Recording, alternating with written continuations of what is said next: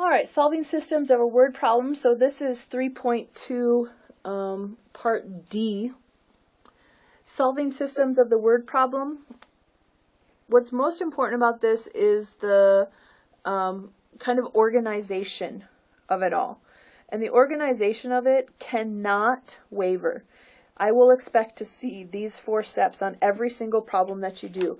I expect to see them very clearly, very neatly, and delineated away from each other in a very concise manner. The very first thing you're going to do when you're putting together the 4 steps is you need to define your variables. You need to say, oh, the variables that I am using are X and Y and A and B and whatever they are, and what do they stand for.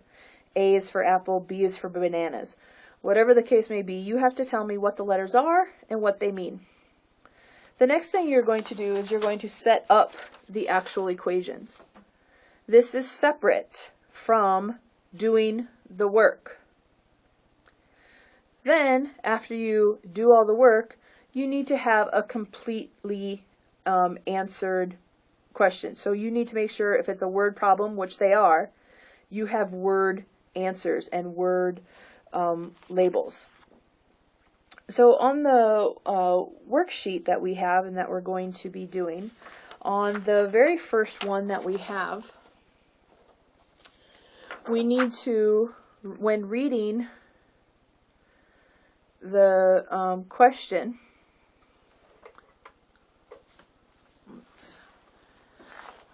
let's see here, we need to decipher what's important information and what just makes a nice pretty story and a nice pretty sentence. So on the first one here, we have last year you mowed grass and shoveled snow. So those are our 2 situations. Those are our 2 variables that we're probably going to talk about. For 10 households, you earned $200 per household mowing and $180 for shoveling. If you earned $1,880, how many households did you mow and shovel? Okay, so what we're going to work on here is the actual 4-step process. And every single time you're going to do this exact same thing. You are first going to define your letters. So perhaps I use M for mowing, and I use S for shoveling. And you can use anything you want, but you need to tell me what they are and which one represents which. So if you want X and Y, if you want star and smiley face, I don't care. Just tell me the letters that you're using, the symbols you're using, and what they stand for. So that is your define. That's your step 1. Step 2 is you're going to set up your equations. And your defining is separate from your setup. I want to see clear delineated work of all 4 steps. So the setup is you mowed and shoveled for 10 households.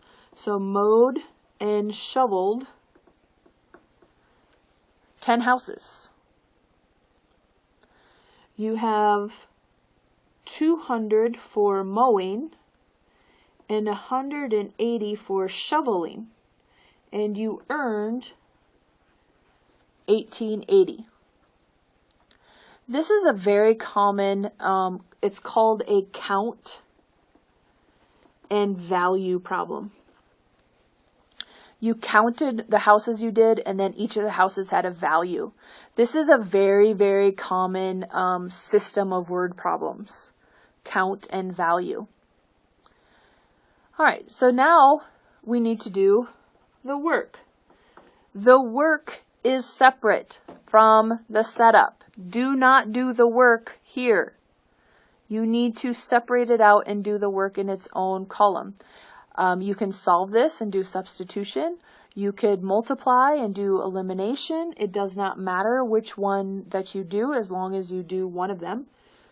I'm going to multiply by the top one by 180. So I'm going to get 180 mowing, 180 shoveling is 1,800 because I multiply 180 to everything. So now I have 200 mowing, 180 shoveling, and 1880, because all I did was this second one stayed. Now I'm going to change my signs so that way I don't make any mistakes with that. So I'm going to get 20 mowing, my snows go away, is 80. So mowing must have been 4, which means my shoveling, if I put 4 back in, is 6. So when the question says how many houses did you mow and shovel, my answer is I shoveled 6 houses and mowed 4. 4-step process.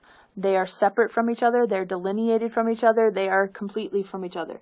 And when we do this, the worksheet that you're going to do, I expect to see completely the 4 separate steps. You're going to have room just like you see here, and I expect to see it just like I did. The define, the setup, the work, and the answer.